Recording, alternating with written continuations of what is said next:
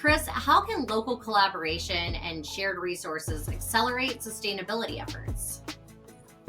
Yeah, it's a really good question. And so, coming from Phoenix and being in San Francisco, it's a completely different world. And so the conversations that are happening in San Francisco are much harder to find in Phoenix, or at least they were.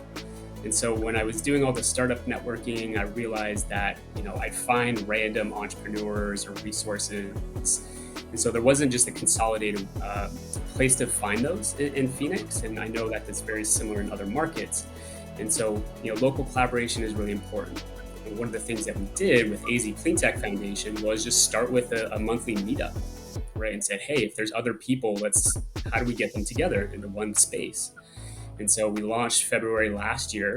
We had 60 to 80 high quality people come out. Same thing the next month and the month after that. And we just realized that this needs to stick around. So we turned it into a nonprofit. And so all that to say that local collaboration is really important, right? To get people into the right space, into the right room, to have the right conversations, not with a specific objective, but just to understand how to share more resources. Make introductions. It's super, super important, especially for an early stage entrepreneur.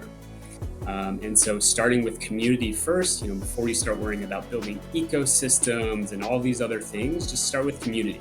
Bring good people together, share resources, and find ways to collaborate. Right? I think that's where some of the most innovation happens. And so I think that's going to be the key for accelerating sustainability and making sure it's accessible.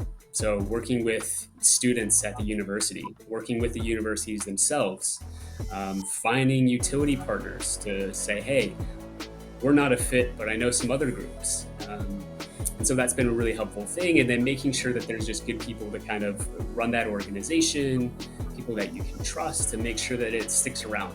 I think people really get bought into building community and, finding ways to add more resources to one group. I think are going to be really critical for sustainability efforts.